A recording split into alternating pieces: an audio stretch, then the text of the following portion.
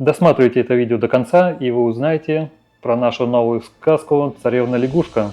Это тоже. Известная сказка. Я предположу то, что это про взросление мужского уже. Больше мужская сказка, мне кажется. Там и про взросление мужского, и про взросление женского. Мужская была Зорька, и Зорька Богатырь тоже мужская. И Терешечка. Терешечка, Заморож, Летучий корабль, вот эти сказки мужские.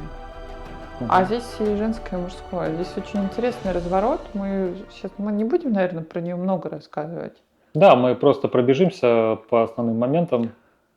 Ты знаешь, вот очень в сказке принято считать, что Кощей такой, вот и особенно после мультика, когда мультик посмотришь, принято считать, что Кощей такой очень-очень ужасный герой.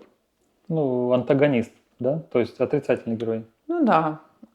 Но смысл его очень интересен в этой сказке, потому что вот в связи с чем он сажает царевну, то бишь свою дочь, на болото. С тем, что она умничала много, родилась умной слишком.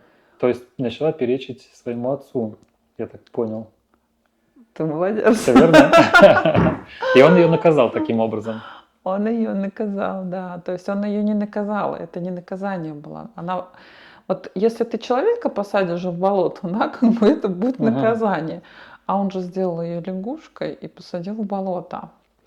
И вот в этом месте очень интересно, что в болоте лягушка делает? Ну, это ее... Ест, это ее естественная среда. Вот, это ее... Он сделал ее лягушкой и посадил ее в естественную среду обитания. То есть, если ты мне перечишь, то ты еще не женщина. И не взрослая, походу. И не взрослая, конечно. То есть ты еще ребенок, ты не можешь соблюдать чего? Иерархию обычно. Иерархию, да. Ты не умеешь соблюдать иерархию, пожалуйста, допитывайся. Так сказать, дозревай, да? Дозревает. Именно это она и делала в этом болоте. Повелось главному герою. Он при помощи того, что запустил стрелу, стрела попала именно в болото, как раз встретил свою невесту будущую в виде лягушки. И тут мы видим интересный сюжет разворачивается. То есть он не стал отрицать, он просто принял то, что есть, судьбу свою. Да. Стрела мудрая, она знает все, значит, вот она, твоя судьба. Ну, а что такое стрела? Ну, прежде всего, это символ мужского. Если мы посмотрим на саму стрелу, это даже наконечник такой стрела, а женская это плюс, звездочка такая. Ну или мишень, как угодно. Ну, пусть будет так. Пусть будет так, да. Пусть будет так. Хорошо. Да, и по сути он запустил свою мужскую часть на поиск своей невесты. Получается так. Ну, тут про цели, да? То есть вот цель – найти невесту. Да, найти себе жену, то есть. Найти себе жену, да. И вот жена лягушка. То есть о чем, какую он жену нашел? Он себе нашел нестандартную жену. Зеленую. Зеленую, маленькую, холодную. Зеленая. У нас даже там вот, когда подростки такие еще. Зеленые. Недозревшие, да. Еще. Как все глубоко-то в сказках. Ну, она вроде как уже дозревшая, но еще дозревающая. Дозревающий. И он уже женился на ней недозревшей. На лягушке же женился. И по сути он сам же тоже был недозревшим в каком-то роде. Да. Потому что две части недозревшего нашли друг друга, и им хорошо. Ну, он же не со своей целью, а с целью царя, да. То есть у него еще не было своего вот этого внутреннего... Характера вот этого, да, желания. Да, поэтому и дорабатывалось это все после замужества. А это... Не знаю, насколько вопрос будет корректный, нормально или ненормально так дорабатываться во время замужества, когда ты недозревший. Ну, а что значит нормально и ненормально? Ну, кто-то выходит рано, да, чувства его как бы берут вверх и дозревают. Ну, то есть тут по-разному бывает. Вопрос не то, что нормально или ненормально. Бывают разные браки. И берут там незрелых невест. Или незазрелых мужей выходят. Да? Но смысл-то в том, что чтобы в браке быть единым целым, взраститься, вызреть, дожить. Это благо, конечно, хорошо, когда мудрые уже женятся, уже там осознанные, да, и еще детей осознанно рожают. Это, конечно, очень крутая история. Но чаще-то так не бывает. Ну, По сути, да. Чаще сказали родители, тебе уже пора жениться. Ну хорошо, вот встретила я там Аленку. Пустил свою стрелу, а попал в подъезд, да? Да. И вот теперь мы с Аленкой сидим в носу вдвоем ковыряем. А еще у нас ребятенок рождается, и все. А мы сами еще и ребятенки. А нам бы на дискотеку. Это вообще кошмар на самом деле. Ну это же реалии жизни. Реально. Это говорит о том, что люди не управляют своей жизнью, как ты говоришь. Они еще сидят сами в болоте, им бы дозреть Не по-хорошему. дозревают внутренние фигуры, внутренние части личности не дозревают. Это все проблемы. Конечно. А вот если посмотрим на других двух братьев, получается, они выбрали себе в пару, ну, по сказке уже, так сказать, выбрала. Судьба их выбрала им в пару достаточно зрелые личности. Я так уловил момент такой. Ну, конечно, если мы сказку рассматриваем как единую структуру, рассказывающую о человеке, Угу. то если мы говорим о, да, по-моему, купеческую дочь, по-моему, сначала, потом боярская, то купеческая дочь это о чем? Про богатство, про Купцы, кто такие? удовлетворение вот, потребностей еды, там, безопасности. Да. Ну, как предпринимателя. Да, дальше, боярская дочь о чем? Это про власть, законы, там. То есть в личности уже есть, в личности, да, есть история про удовлетворение своих потребностей, про знание законов. Но нету чего? Нету чувственной, наверное, какой-то штуки. Нету понимания своей цели. Нету понимания того, куда я иду. То есть, получается, они запутались, то есть, ну, вот по течению начали плыть, правильно? У меня есть некое финансовое обеспечение, у меня есть в обществе некий статус. У меня есть царь, отец. Есть, да, там царствующая отцовская фигура, но куда я иду, я не знаю. Угу. И получается, они этим шагом еще больше... То есть мной еще управляют конструкции моего рода, Угу. не мои личные. Царь же дает этот указ. Да. Пора бы вам жениться, они сами же не знают, что им пора. Угу. Они могли ответить, ну, тебе, может быть, и пора, как ты говоришь. Вот, кстати, в сказке «Летучий корабль» она интересна тем, что там вот как раз-таки там царь издал указ, кто создаст летучий корабль, тот на том и женится, тот и муж будет Да, для его дочери. для его дочери, да, и там вот они же были из низкого сословия, да, там, и пошли, там сначала 2 брата пошли делать корабль, а потом 3-й брат пошел делать корабль. То есть вот там вот это их желание личности вырасти, а здесь нет этого желания. Но есть желание в дальнейшем, когда он увидел красоту, по сути, лягушка это еще и душа. А вот этот вот младший царевич, он, по сути, это дух. И в конечном итоге душа дозревает, у духа появляется цель, когда она исчезает, его же никто за ней не посылал. С другой стороны бы сказал, да, ну и хрен бы с тобой бы, другую найду. Ну да, да. Вот. Справедливо. Сейчас еще раз стрелу там возьму, стрельну куда-нибудь. Или эту подберу обратно, стрельну, может, попадет куда-то. Там разные варианты могут быть, и мы сейчас можем фантазировать на эту тему до бесконечности, но смысл тогда он уже становится взрослым.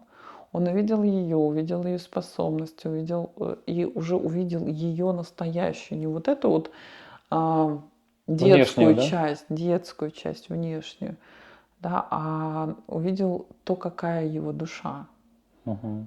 То есть и там дальше дух соединяется с душой. А вот, Марин, такой вопрос. А почему, если отец распорядился, вот его дети уже успели жениться все, почему он потом начал проверять своих жен, если ему так надо было, своих невесток, а не раньше, до замужества? Ты знаешь, я об этом никогда не думала. Ну вот хороший тебе вопрос, как ты думаешь? Почему после? Почему после? Обычно же вот даже в летучем корабле вначале перед Слушай, ну испытанием. если посмотреть на эту историю, если дать незрелые личности, ну вот если как в жизни, да, и незрелые личности встречаются, только потом уже в браке узнаешь, а что ты умеешь на самом деле. Мгм. Сначала же встречаются инстинкты, сначала нам хорошо с тобой вдвоем, а дальше, а вообще, а можем ли мы с тобой существовать? А ты мне можешь еще хлеба сделать? Ну, еду приготовить, по сути, еду ты мне можешь приготовить? А там одежду погладить. А рубашку шить, да? Да, а сотворить мир совместный, чувственный. Но это получается, что его дети, это показывает, что его дети действительно плывут по течению. Но Потому что это показывает, что они сами не интересовались этим. все это в ходе уже замужества, уже в ходе союза возникает. То есть все это доращивается в союзе в том числе. Ну, это Мгм. обычная история. Знаешь, как, да ты была такая прекрасная, да ты был такой здоровский, пока вот мы не женились. Да? А когда начинался там семейное счастье, разбилось об быт, Ну, это ерунда. ну вот и эта сказка это показывает, то, что вот начинается проверка именно в быту. И когда у человека есть, да, купеческая дочь, купеческая, боярская, они не смогли ничего предложить. То есть расчетливость, ум, расчетливость, оно ничего не может предложить в семейной Только жизни. забирает, по-моему, да? Забирает себя. А только когда ты с душой подходишь, да, когда вы там, когда в семье мужчина приходит и говорит, вот нужно вот так вот, и женщина вот к этому присоединяется и начинает говорить, да, хорошо, милый, все сделаем. Там, я хочу вот это покушать, да, все сделаем. Я хочу вот это, да, все сделаем. И, кстати, вот ты говоришь, а я подумал, по-моему, это и называют гармоничный союз. Конечно, конечно. Вот это когда соединение одного и второго переходит в дальнейшем к росту и развитию, когда понимание происходит. Но он же там не стерпел. Он не стал ждать, пока она дозреет. Он же шкурку-то ее спалил. Мгм. Говорит, ты 3 дня не дождался. И он так впечатлился ее способностями, красотой. Но не дал ей развиться. Не дал ей досозреть. Ну, значит, какое у него сознание? Детское. Детское, да. То есть я Поэтому хочу, вот то, что вот вижу, то и да, хочу. да, то есть я не с тобой, я не в контакте с тобой, я действую по своим желаниям. И даже, кстати, другие герои, с которыми он встречался потом, когда ее искал, ему сказали, Мгм. не ты на нее одевал, не тебе ее снимать. Да, Зачем ты это сделал? да. Смысл такой был. Ну, на самом деле все эти вот эти вот моменты, зрелый человек или взрослый, снимается действительно внутри него и внутренними родительскими функциями, когда внутри сам человек чувствует свои опоры, Мгм. когда он сам себе становится и отцом, и матерью. Когда может автономно существовать сам себе. Конечно. Ну что значит автономно существовать? Это значит о том, что я уважаю те принципы, те правила, на которых строилась родительская семья, но при всем при этом у меня есть мой выбор. Но я знаю, даже когда мои с родителями там мнения не совпадают, это не значит, что мы не вместе. Это просто значит то, что наши мнения не совпадают. Мгм. Не более того. И при этом мы принимаем друг друга и не Да, скандалим по да, этому поводу. да. То есть допускаем, что есть чужое мнение. Ну, внутри семьи, внутри даже семейной системы у мужа и жены могут ну, могут быть разные мнения. Мгм. Но это не значит, что они не семья. Абсолютно верно. Они могут любить, даже и нужно любить разное. Там кто-то любит бутерброд с маслом, кто-то не любит бутерброды вообще. Да, но это не является смыслом, а принятие того, что другое любит, не любит. Мгм. Это так во всем, это разные истории. А очень часто бывает, что на этом один подавляет свои желания, да, там, ну, мой личный опыт для того, чтобы быть хорошей для своего мужа, я не ела зелень. Я ее очень люблю, но вот я никуда не ложила ни в салат, никуда, пока в голове там не перещелкнуло, что, блин, хрень какая-то. Я Хм. люблю и себе не позволяю то, что я люблю. Это плохо, наращивается вот это Ну, я должна же быть сила. хорошей девочкой. Я должна быть всегда принцессой для своего мужа, нежели как я могу на себя зеленую шкурку одеть. Да? Ага. А когда ты позволяешь быть всему и ну, не любит человека, это не значит, что ты это не должен любить. Мгм. То есть каждый свой. Значит, он тех, кого встречал, там, медведя, он Ну, всех пытался подстрелить. Это тоже говорит о детстве, о чем-то. дальше идут разные версии. Есть версия, где он там Бабу-Ягу встречает, и она ему рассказывает путь и почему там царевна попала. Есть, где он встречает Боровичка, и там в разных линиях разные герои. Есть Мгм. мужские, есть женские герои. Но смысл в том, что а, подстрелить, присвоить себе. Но можно, предстрелив, присвоить себе, напитавшись. Да, он же съесть хотел. Мгм. А можно договориться, и тогда будет служить. То есть мы любой инстинкт мы можем поглотить, а можем войти с ним в контакт. И тогда они служат. То есть, иными словами, на злости мы можем творить, грубо говоря, если договоримся с самим собой. Ну, то есть сила злости, вот этой агрессии, правильно же? М, На силу агрессии мы можем творить, но здесь немножко не такой посыл идет. Здесь идет посыл м, о том, что я могу либо вовнутрь себя, либо могу в контакте быть. Ну вот смотри, я могу, когда злость внутри меня, то это как? То она накапливается все больше, и нет выхода. А если я с ней в контакте? То тогда ты, получается, сбалансированный человек. Я Ты могу можешь ей управлять. управлять. Да. Да, то есть я могу ей управлять. Если она просто внутри меня, то она меня питает. А если я могу ей управлять, то я хозяин этой энергии. И, соответственно, дальше идет накопление знакомства с разными качествами, с инстинктивными качествами, потому что там в основном идут животные. М. В одной версии мужские части, а в другой версии женские части. Женские детеныши, зарождающиеся. Мгм. И вот они потом, эти качества, инстинкты служат этому Ивану. Угу. Он, Царевичу. Я не Иван-царевич. знаю, Иван он там или просто По-моему, царевич. Иван-царевич. Ну, пусть будет Иван И то, Царевич. и то.